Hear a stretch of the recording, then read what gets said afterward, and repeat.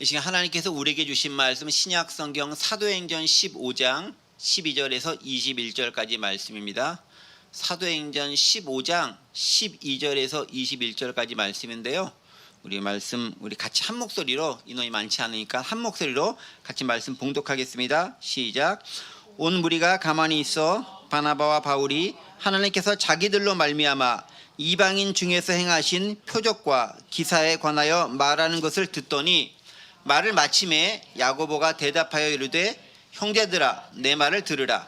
하나님이 처음으로 이방인 중에서 자기 이름을 위할 백성을 취하시려고 그들을 돌보신 것을 시므온이 말하였느니 선지자들의 말씀이 이와 일치하도다. 기록된 바 이후에 내가 돌아와서 다윗의 무너진 장막을 다시 지으며 또 그 허물어진 것을 다시 지어 일으키리니 이는 그 남은 사람들과 내 이름으로 일컬음을 받는 모든 이방인들로 주를 찾게 하려 함이라 하셨으니 즉 예로부터 이것을 알게 하시는 주의 말씀이니라 함과 같으니라. 그러므로 내 의견에는 이방인 중에서 하나님께로 돌아오는 자들을 괴롭게 하지 말고 다만 우상의 더러운 것과 음행과 목매어 죽인 것과 피를 멀리하라고 편지하는 것이 옳으니 이는 예로부터 각 성에서 모세를 전하는 자가 있어 안식일마다 회당에서 그 글을 읽음이라 하더라. 아멘. 네. 오늘은 예루살렘 회의에서 특별히 최고 수장인 야고보가 어떻게 판결을 내리고 또 각 진영에 맞는 권고하는 말씀을 내렸는지를 살펴봄을 통해서 우리에게 주신 메시지를 함께 생각해 보기 원합니다. 우리 지난 시간에는 특별히 예루살렘 회의가 열렸을 때 베드로가 어떻게 변론하는가에 대한 장면을 살펴보았습니다. 기억하시죠? 분쟁을 해결하기 위해서 사도 회의가 열렸습니다. 그런데 아무나 다 참석하는 것이 아니라 관계된 사람들이 모두 다 참석했고 또 절차는 민주적으로 이루어졌다라고 볼 수 있습니다. 회의 때 특별히 각 진영, 특별히 이방인을 대표하는 바울과 바나바 그리고 유대인을 대표할 수 있는 정통 바리새파 사람들이 모여서 많은 변론이 충분히 제공되었고 그와 관련해서 베드로가 중대 발언을 하기 시작합니다. 베드로는 우리가 원래 유대인의 사도로 알려져 있지만 그리고 유대교 이스라엘 위한 사도로 알려져 있지만 하나님께서 그에게도 이방인에게 먼저 복음을 전할 즉 이방인의 사도로서 역할도 감당하셨다라는 것을 베드로가 간증으로 이야기합니다. 특별히 베드로는 이야기하죠. 복음이란 무엇이겠는가? 차별하여 짐을 지우는 것은 복음이 아니다. 그건 자유와 해방이 복음이다라고 말하면서 참다운 복음은 가리는 게 아니다. 즉 이방인과 유대를 나누는 게 아니다라고 말하고 있습니다. 그리고 특별히 이방인 고넬료 집안의 회심 사건을 예로 들면서 성령께서 함께 하심으로 그 은혜가 얼마나 크고 놀라운지를 하나님께서 친히 증명하셨다라고 선언하고 있습니다. 차별하지 않으며 구원의 표진 성령을 주시는 것을 통해서 이방인이 믿음으로 마음이 깨끗하여 구원을 얻는 것이 어떻게 내가 목격자 되었고 증인인지를 설명하고 있습니다. 그러면서 우리와 우리 조상들로 지키지 않는 그 멍에를 이방인에게 지키게 하는 것 옳지 않다라고 하면서 그거 없이 그냥 누구에게나 복음은 열려져 있어야 된다라고 강하게 선포합니다. 구원은 누구나 주 예수를 믿음으로 은혜로 받는 것이다 라고 선포하고 있습니다. 그 베드로의 말씀이 딱 끝나자마자 이어지는 장면이 오늘 본문 12절부터 진행됩니다. 12절 말씀 뭐라고 되어 있습니까? 온 무리가 가만히 있어 바나바와 바울이 하나님께서 자기들로 말미암아 이방인 중에서 행하신 표적과 기사에 관하여 말한 것을 듣더니 라고 기록하고 있습니다. 자, 제일 처음에 뭐라고 써 있죠? 온 무리가 가만히 있었다. 왜 가만히 있었을까요? 베드로가 지금 이방인의 구원에 대해서 여러 가지 증거, 특히 자신의 간증과 더불어서 성령께서 어떻게 이방인을 대표하는 고넬료 집에 임재하셨는가를 감동적으로 설교했죠. 그 말을 가만히 듣고 있었다라는 거예요. 왜? 반박할 말이 없었다라는 겁니다. 베드로의 간증 섞인 그 놀라운 변증을 들었었을 때 차마 그들이 그것에 대해서 잘못됐습니다. 아닙니다. 옳지 않습니다. 반대합니다. 아니요. 라고 말하는 사람이 쉽지 않았다. 가만히 듣고 있었다. 라고 얘기합니다. 베드로의 확신에 찬 발언, 이방인군에 대한 발언에 무리들은 침묵하지 않을 수 없었다라는 겁니다. 특별히 그 이유가 기록되어 있습니다. 뭐라고 기록되어 있죠? 바나바와 바울 하나님께서 자기들을 위해서 이방인 중에서 행하신 무엇과 무엇? 표적과 기사에 관해서 말한 것을 들었기 때문에, 즉 그냥 베드로가 자 우리 좋은 게 좋은 거니까 같이 이렇게 이방인 유대인 모아서 같이 한번 예배드리고 믿음 생활합시다 이렇게 얘기한 게 아니에요. 오늘날 같으면 좋은 게 좋은 거니까 같이 좀 합칩시다 이렇게 얘기할 수도 있는데 그렇게 얘기하지 않았습니다. 어떻게 합니까? 하나님께서 이방인들 가운데 표적으로 기사로 이적으로 보여주신 명확한 증거가 있다라는 거예요. 그러니까 그냥 좋은 게 좋은 거야 라는 식으로 몰고 가는 것이 아니라 하나님께서 역사하셨다라는 것을 명확하게 증거하면서 소위 말해서 빼도 박도 못하는 증거를 들이밀면서 유대인들이 부인하지 못하도록 거절하지 못하도록 아주 분명하고 명확하게 베드로가 증언을 하는 겁니다. 명확한 증거가 있으니까 유대인들의 입장에서도 이방인들 구원받으면 안 돼라고 말할 수 없는 거죠. 왜? 자신들도 구원받은 것에 명확한 증거는 뭐로 표현할 수 있습니까? 성령께서 임하시는 걸로 표현할 수 있는데 고넬료 가정에도 성령이 임하는 것을 목격했기 때문에 그들은 이방인들이 구원받지 못한다라고 말할 수가 없게 되는 거예요. 다시 말해서 유대인의 율법을 다 안 지켜도 그 올무에서 벗어나도 구원받을 수 있다라는 것을 베드로가 증명하듯 증언하고 있는 겁니다. 그러니까 그 얘기를 듣고서 더 이상 사람들이 보탤 말이 없는 거예요. 다시 말해 잠잠할 수밖에 없었다라고 얘기합니다. 그래서 온 무리가 가만히 있어라는 게 영어로 보면 되게 좋은 표현이 되어 있어요. 여기 보세요. 온 무리가 가만히 있어. 영어로 보면은 The whole assembly became silent. 침묵했다. 조용해졌다. 아무 말도 못했다라고 표현되지 않습니까? 즉 유구무원이 되었다라고 표현하고 있습니다.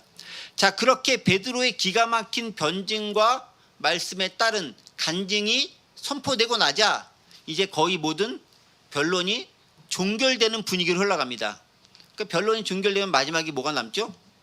최종 판결하는 사람이 이거 이렇게 했으면 좋겠습니다라고 판결하는 순서만 남아 있습니다. 그럼 예루살렘 교회에서 판결하는 권한을 가진 사람이 누구였을까요? 오늘 본문 13절을 보면 알 수 있습니다. 13절 보겠습니다. 말을 마침에 누가 말을 마침에 베드로의 말을 마침에 야고보가 대답하여 이르되 형제들아 내 말을 들으라. 즉 베드로가 여러 논증했던 것들 또 다른 사람들 했던 모든 논증과 변론들이 다 끝난 다음에 이제 야고보가 일어나서 형제들아 내 말 들으십시오. Brothers listen to me 라고 하면서 최종적인 판결을 내리려고 하고 있습니다. 그런데 여기서 최종적인 판결 내리는 야고보는 누구일까요? 좀 재밌고 웃기는 질문이죠. 야고보가 판결 내렸다고 하는데 야고보는 누구일까요? 라고 물어보는 질문이 좀 우문 같긴 한데 성경에는 여러 명의 야고보가 나와요. 근데 어떤 야고보가 지금 이 판결 내리는 야고보일까라고 여러분들에게 질문을 드리는 겁니다. 어떤 야고보일까요? 오늘 본문의 야고보는 예수님의 동생 야고보일까요? 아니면 예수님의 제자인 야고보일까요? 예수님의 제자인 사도 둘 중에 누가 진짜일까요? 사도행전 12장 1절과 2절에 있는 말씀을 좀 먼저 보도록 하겠습니다. 사도행전 12장 1절과 2절 말씀 보면은 여기 두 개 다 나와 있죠? 네. 그때에 헤로드 왕이 손을 들어 교회 중에서 몇 사람을 해하려 하여 요한의 형제 야고보를 칼로 죽이니, 여기서 말한 요한의 형제 야고보는 예수님의 제자 야고보죠. 이 사람 어떻게 했다고요? 죽었다. 다른 말로 순교했다. 이미 언제? 사도행전 12장에서 이미 순교했습니다. 예수님의 제자 야고보는 순교했기 때문에 지금 예루살렘 회의 15장 회의에서 등장하고 싶어도 등장할 수가 없어요. 그럼 누가 오늘 야고보에 해당하는 인물일까요? 위에 본문 나와 있죠. 갈라디아서 2장 9절에 바울이 쓴 편지에 이렇게 기록되어 있습니다. 또 기둥같이 여기는 야고보와 게바와 요한도 내게 주신 은혜를 알므로 나와 바나바에게 친교의 악수를 하였으니 우리는 이방인에게로 그들은 할례자에게로 가게 하려 함이라 라고 얘기하면서 바울이 야고보와 베드로, 요한을 언급하면서 이분들이 예루살렘 교회에서 기둥처럼 여기는, 즉 수장처럼 최고의 리더십을 가진 분들이다라고 치켜 세우면서 이분들은 유대인에게로, 나와 바나바는 이방인에게로 파송받은 사도들이다라고 바울이 자기 변론을 하고 있습니다. 여기서 언급된 야고보는 누구냐?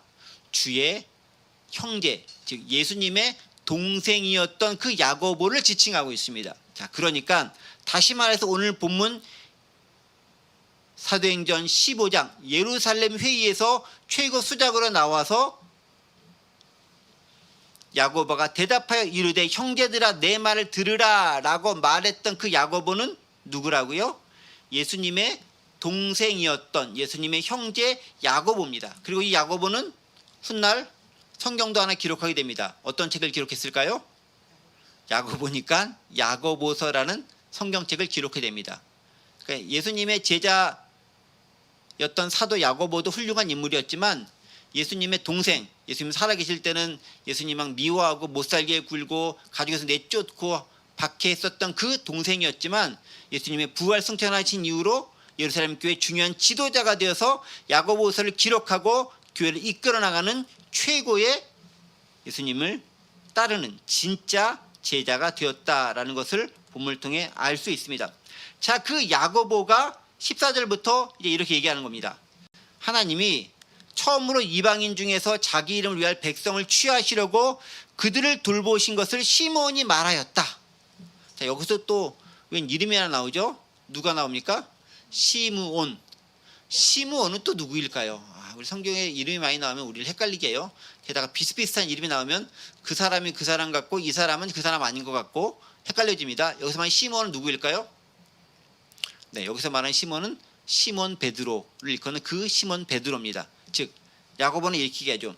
하나님께서 지금 너희가 들었던 그 변론했던 베드로를 하나님께서 이방인들을 위해서, 자기 백성 이방인들을 위해서 세운 사람이다라고 야고보가 베드로를 지칭하면서 다시 한번 증언해주고 있는 장면이에요.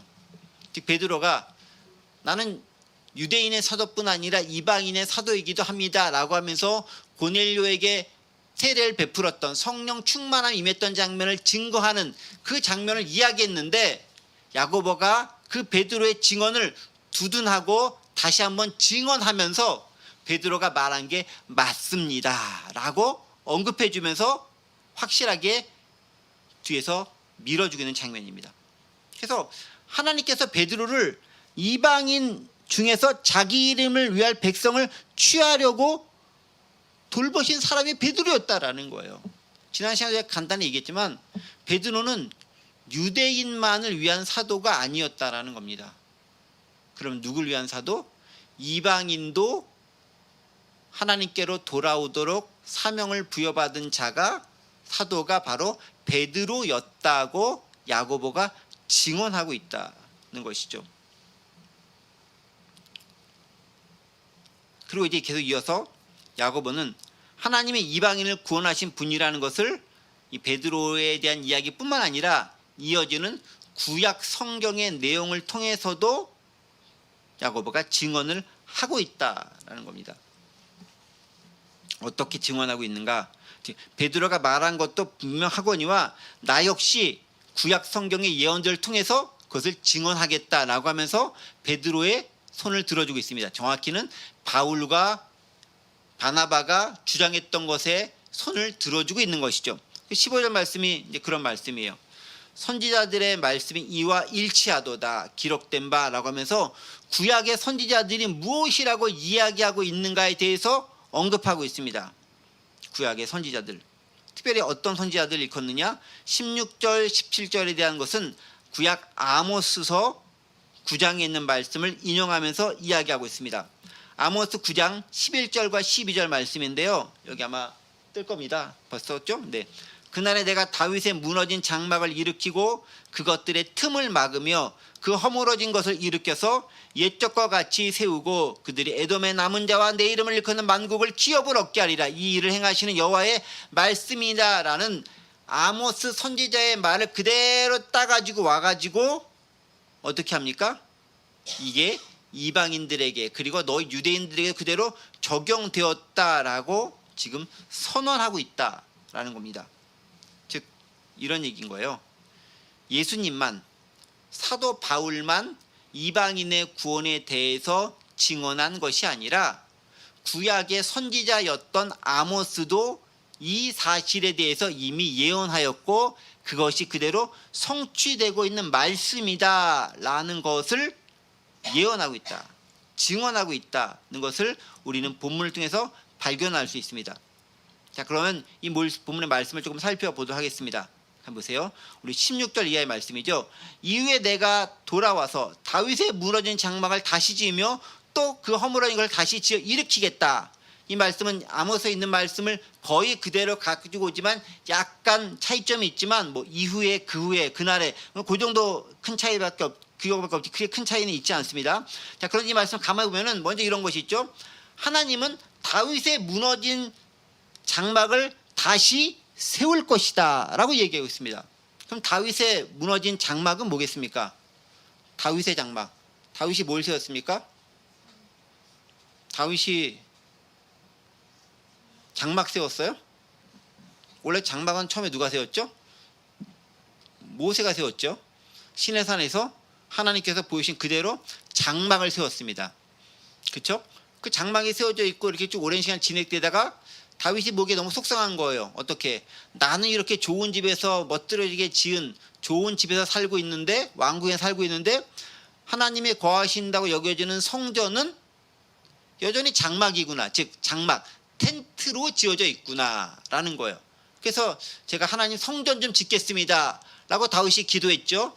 그러니까 하나님께서 그래, 너의 고운 마음은 내가 알겠는데 네가 그거 짓기에는 너가 너무 살인도 많이 하고 나한테 불충한 것도 있었어. 그래서 너는 안 되고 네 아들 때 짓게 하겠다라고 하면서 그 아들 때에야 비로소 돌로 지어진 성전이 완성됩니다. 즉 솔로몬 시대의 성전이 지어지죠. 그래서 그 성전의 이름을 솔로몬 성전이라고 부릅니다. 자, 그러면 다윗의 장막, 이랬을 때 다윗의 장막은 뭡니까? 성전일까요? 장막? 다윗은 장막을 지진 적이 없어요. 원래 장막의 원천은 모세 시대 때부터 그 장막이 원래겠죠. 그럼 다윗의 장막은 뭐일까요? 궁극적으로 성막을 의미하는 것일 수 있습니다. 그러나 다윗의 장막은 정확히 얘기하면 하나님께서 다윗에게 주어진 약속이 성취되어지는 곳으로서의 장소, 즉 하나님께서 다윗에게 언약을 베푸셨죠. 너의 후손을 통해 메시아가 임할 것이고 그리고 그 메시아를 통해 그 나라가 굳건히 견고히 설 것이며 하나님께서 하나님의 나라로 통치하며 다스릴 것이다 라는 그 다윗 언약, 그것을 상징하는 것이다 라고 볼 수 있습니다. 그래서 다윗의 무너진 장막은 구체적으로 다윗의 왕권과 왕이 다윗의 나라를 지칭하는 의미로 볼 수 있습니다. 특별히 그 나라는 육체적으로 본다면은 이스라엘 사람들이 그렇게 간구하고 원했던 다윗 때와 같이 아주 강력한 군사력과 정치력을 가진, 외교력을 가진 왕국일 수도 있지만 그것보다는 어떤 나라? 하나님의 통치가 있는 메시아 왕국으로서의 약속, 그것을 만들고 완성하겠다라는 것입니다. 그래서 이후에 내가 돌아와서 다윗의 무너진 장막을 다시 지으며, 즉 다윗 시대에 하나님께 약속하셨던 그 장막, 다윗으로부터 말미암은 그 왕권을 메시아를 통해 다시 일으키고 또 그 허물은 걸 다시 지어 일으키겠다라고 약속한 그 말씀을 아모스 선지자가 말했고, 그 아모스 선지자가 말한 것이 예수님으로부터 온전히 성취되었다라고 증언하면서 지금 야고보가 이야기하고 있는 거예요. 즉 다윗의 무너진 장막이 누구를 통해 완성되었다? 예수님을 통해 완성되었다. 예수님이 다윗의 무너진 장막을 다시 세웠다. 허물어진 장막을 다시 세웠다라고 이야기합니다. 그래서 그렇게 예수님으로 세워진 다윗의 무너진 장막은 신약시대에 어떻게 교회를 통해 그 모습이 보존되어지고 궁극적으로 어떤 모습으로 하나님의 나라로 완성되어질 것이다 라고 얘기합니다. 그러니까 지금 야고보 사도는 베드로가 말했던 것과 더불어서 구약 아모스 선지자의 의견을 다시 한번 끌어와서 예수 그리스도를 통해 구약에 예언되었던 약속들이 어떻게 이루어졌는지를 다시 한번 언급하고 그 약속이 어떻게 성취되었고 교회가 이루어진지를 대해서 다시 한번 증언하고 있습니다. 그리고 이어지는 구절에서 그 교회를 이루는 구성원들이 누구인가에 대해서 언급하고 있습니다. 구성원들이 누구일까요? 자, 이어지는 구절들 우리 17절 한번 볼까요? 이는 그 남은 사람들과 내 이름으로 일컬음을 받는 모든 이방인들로 주를 찾게 하려 함이라 하셨으니 라고 기록하고 있습니다. 이 부분은 야고보의 아모스서에 대한 일종의 해석입니다. 다시 말해서 지금 아모스 9장 11절 12절에 대한 말씀을 지금 야고보 사도가 해석하면서 적용하면서 설교하고 있는 장면입니다. 어떻게 설교하고 있죠? 남은 자들이 있다라는 거예요. 구약에 예언된. 그리고 그뿐 아니라 내 이름으로 일컬음을 받는 이방인들도 있다라는 거예요. 즉 두 부류의 사람이 있다라는 것입니다. 17절 말씀 다시 볼까요? 이는 그 남은 사람들과 내 이름으로 일컬음을 받는 모든 이방인들이 있는데 이들이 모두 다 주를 찾게 하게 하렸다라는 거예요. 그러니까 주를 찾는 사람이 두 부류가 있다는 거죠. 첫 번째 부류 누구? 남은 사람들. 두 번째 부류 누구? 내 이름으로 일컬음을 받는 모든 이방인들. 두 부류가 있다라는 거예요. 그런데 아까 아모스에서는 이방인들이란 말 자체는 들어가 있지 않아요. 그런데 야고보가 그 아모스를 인용하면서 그 다윗의 약속은 유대인뿐 아니라 이방인들에게도 그대로 성취되었다라고 하면서 이방인들에 대한 부분들을 넣으면서 해석하고 있습니다. 자, 그러면 남은 자들은 누구일까요? 남은 자들. 남은 자들 누구예요? 누가 남은 자들이에요? 구약 시대에는 남은 자 사상이라는 것이 있었습니다. 남은 자 사상. 남은 자 사상, 렘넌트라고 부릅니다. 렘넌트. 무슨 말입니까? 구원에 대해서 하나님과 인간 사이의 언약이 인간의 폐역과 잘못과 못된 약속 어김으로 인해서 위기에 봉착할 때마다 하나님은 그 인간들을 싹 다 쓸어버리되 일부는 남겨두는 거예요. 예를 들면 노아의 방주 시대는 노아와 그의 자녀들, 노아만 남겨둔 게 아니라, 그렇죠? 남겨둔 거죠. 그래서 살아나게 하셨습니다. 소돔과 고모라 시대에는 싹 다 쓸어버리되 누굴 남겨뒀죠? 룻을 남겨놨죠. 그렇죠? 살 수 있도록 남겨놓았습니다. 마찬가지죠. 이스라엘 백성들이 하나님을 배반하고 하나님을 멀리 떠났을 때 광야 시대에도 다 이스라엘 백성들이 잘못해서 하나님이 내 이 백성 쓸어버리겠다라고 했었을 때도 모세가 기도하고 여호수아가 기도하자 일부 사람들은 살려둬서 그들이 살아갈 수 있도록 만들어 주었습니다. 놋뱀을 만들어 가지고 이 뱀을 본 자는 다시 살아날 수 있도록 하셨습니다. 그게 남은 자 사상이라는 거예요. 남겨준 자가 있습니다. 또 선지자 시대도 마찬가지예요. 엘리야 시대 너무나 속상해 가지고 다른 사람들이 다 나를 미워하고 배신하고 아합과 이세벨로 인해 내가 죽을 것 같습니다 라고 엘리야가 너무 슬퍼하고 있으니까 슬퍼하지 마. 너 말고 너 모르는 7,000명을 내가 저 구석진 곳에 시골에 숨겨놨어. 그들이 기도하고 있어. 너만 있는 게 아니야 라면서 숨겨진 남은 자들이 있다라고 언급합니다.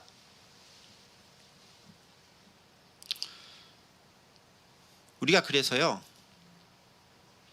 절망적 상황 가운데서도 완전히 엎어지지 않을 이유는 하나님께서 남은 자라고 하는 소망을 우리에게 건져주셨다라는 거예요. 이게 얼마나 큰 위로가 되는지 모릅니다. 엊그저께 저희가 그 영화로 세상 읽기 하면서 영화를 한 편을 봅니다. 여러분들은 그 영화 본 사람이 여기는 없겠지만 그 영화가 있습니다. 트리 오브 피스라는 영화입니다. 이게 레바논에서 내전이 한창 진행돼 가지고요, 투치족이 후투족에 의해서 한 100만 명이 한 석 달 사이에 학살당한 그런 내전이 벌어진 적이 있습니다. 이게 먼 얘기가 아니라 1994년도 그때 일어났었던 내전을 말미암은 일입니다. 한 100여만 명, 80에서 100만 명이 죽었습니다. 그때 이제 학살하고 있는 후티족의 손길을 피해서 어떤 집에 아주 조그만 식량 창고에 숨어있는 4명의 여인들에 대한 이야기가 그 영화입니다. 트리 오브 피스라고 하는 영화입니다. 그 조그만 구석 한 평도 채 안 되는 그 지하 창고에 숨어있던 4명, 그들에게는 희망이 없습니다. 오로지 작은 조그맣게 보이는 환기구를 통해 보이는 바깥의 햇빛이 희망의 전부였는데 거기서 들려오는 소리는 다 죽이겠다는 소리, 곧 너희도 죽겠다는 소리, 그 종족, 투치족은 모두 죽을 수밖에 없다라는 그 소리밖에 들리지 않습니다. 그리고 자기 집에도 자기를 죽이는 사람들이 찾아오는 소리밖에 들리지 않습니다. 그들 가운데 절망이 가득한 모습 가운데 있죠. 자, 그런데 그때 같이 왔던 사람들이 하나의 그림책을 동화책을 가지고 있습니다. 그 동화책의 제목이 뭐겠습니까? 트리 오브 피스입니다. 평화의 나무입니다. 근데 트리 오브 피스라는 제목 그 앞에 또 하나의 제목이 있습니다. Seeds of Love, 사랑의 씨앗이라고 있습니다. 사랑의 씨앗, 그리고 평화의 나무가 자라게 될 것이다 라는 겁니다. 그런데 놀랍게도 그 안에 갇혔던 4명 중에 한 사람은 임신한 여성이었어요. 그리고 이 여성 상처를 많이 받고 있었던 사람이었고 그 공간에 있던 나머지 사람들 다 상처를 받고 있던 사람인데 80일간 같이 굶주림과 갈등과 공포 속에 떨며 지내면서 이들은 희망을 바라볼 수 있게 됩니다. 작게 열렸던 그 환풍기를 통해 들려오는 햇빛을 통해서, 그리고 간간히 들려오는 소리를 통해서, 그리고 그들이 읽었던 동화책을 통해서 참다운 희망이 있음을 발견하고 서로 상처받는 것을 위로하면서 견뎌냅니다. 그러면서 임신했던 여인의 아이에게 이름을 지어줍니다. 그 이름이 엘리야, 영화에서는 일라이자라는 이름으로 지어지는 게 되죠. 즉 그 아이가 바로 사랑의 씨앗이 되고 그 사랑의 씨앗인 아들이 나중에 태어나서 어떻게 평화의 나무가 되어지는 역설과 반전이 숨겨져 있는, 함축되어져 있는 모습입니다. 일종의 남은 자가 그 여인의 뱃속에 숨겨져 있었던 것이죠. 그 여인, 4명의 여인은 나중에 극적으로 구출돼서 나중에 레바논에서 중요한 역할을 감당하게 되고, 실제로 레바논에서 여성들이 많이 국회의원에 올라가서 그 나라를 민주화하는데 도움이 되는 역할을 했다라고 역사적 기록이 남겨져 있습니다. 남겨진 자들이 있다라는 거죠. 희망을 가진 자들이 있다라는 거죠. 유대인에게도 그렇게 못된 짓을 많이 했지만 남겨진 자가 있다라는 거예요. 즉 교회 구성을 이룬 자들이 누가 있다?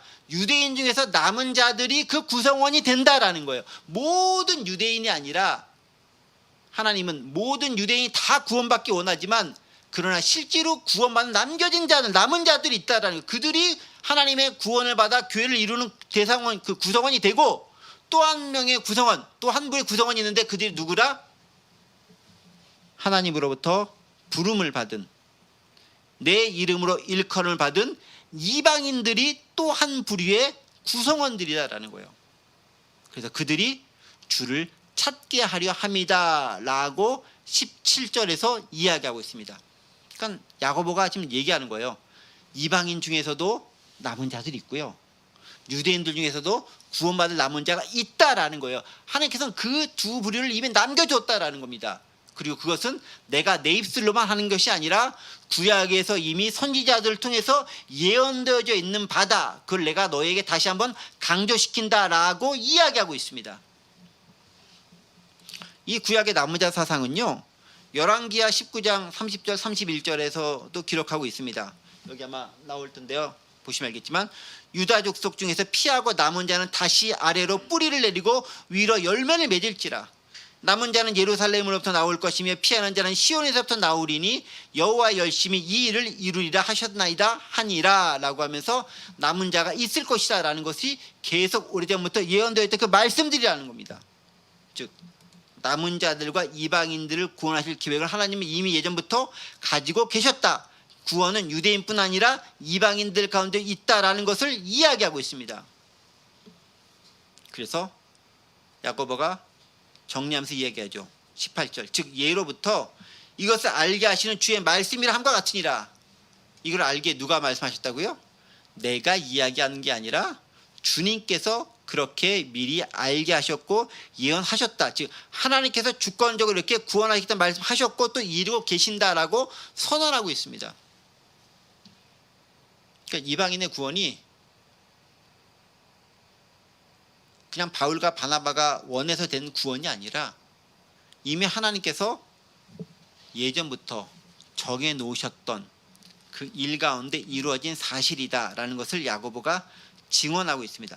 자, 그러면서 이제 야고보가 판결을 내립니다. 서로 첨예하게 의견의 대립이 있었으니까 그 둘을 종합해서 판결 내린 장면이 19절, 20절 장면입니다. 자, 19절에 뭐라고 기록되어 있죠? 그러므로 내 의견에는 이방인 중에서 하나님께로 돌아온 자들 괴롭게 하지 말라라고 첫 번째 얘기합니다. 두 가지를 내리는데 첫 번째 이렇게 얘기합니다. 이방인 중에서 하나님께로 돌아오는 자들 괴롭게 하지 말라라고 얘기합니다. 그런데 한국말로 뭐라고 되어 있죠? 앞에 내 의견에는 이렇게 되어 있죠. 내 의견에. 그러니까 뭐 마치 그냥 잠시 그냥 야고보의 개인적인 의견을 제시한 것처럼 이렇게 표현되지 모르겠는데 영어로는 뭐라고 되어 있습니까? 내 의견에는 이라는 표현이 뭐라고 되어 있죠? This is my opinion 이라고 되어 있습니까? 아니죠. This is my judgment이라고 되어 있죠. 이게 내 판결이야.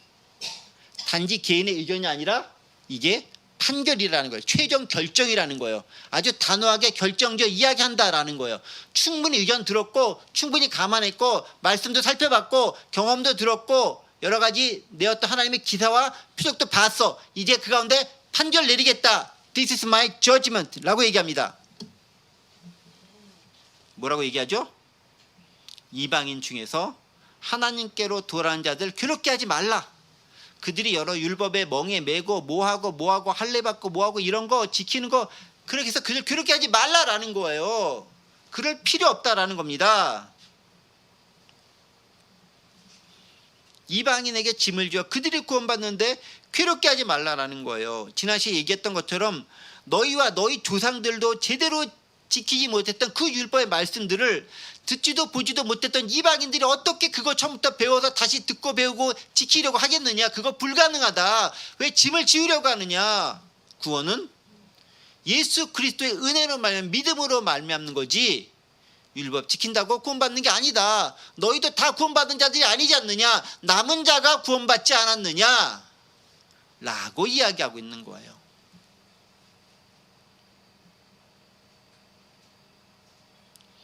그냥 교회에 출석하고 있다가 다 구원받는 게 아니라 하나님의 택하심을 받은 자들이 구원을 받는 자들이고 남은 자들이 구원을 받는 자들이다라는 겁니다. 그리고 내가 은혜로 구원을 받았다면 쉽지 않게 생활하는 사람들이 억지로 이거 지키고 저거 지키고 그렇게 억지로 올무를 메워서 그들이 구원에서 떨어져 나가도록 하지 말라라는 야고보의 단호한 명령과 판결이 그 가운데 들어가 있다라는 것입니다. 즉 영혼의 구원을 줄 수 없는 할례와 율법을 이방인에게 요구하지 말라. 오히려 그거 잘못하면 믿음에서 떠나게 할 수 있다라고 선언하고 있습니다. 자, 여기까지만 딱 들으면 이방인들에게 만세! 우리 의견이 승리했어! 라고 할 수 있지 않겠습니까? 그래서 야고보가 거기에만 그치지 않고 또 한 가지 단서조항, 예외조항을 삽입하죠. 그게 어디 나오는 거죠? 그게 20절에 나오는 구절입니다. 자, 20절에는 뭐라고 기록되어 있습니까? 다만 네 가지는 하지 마.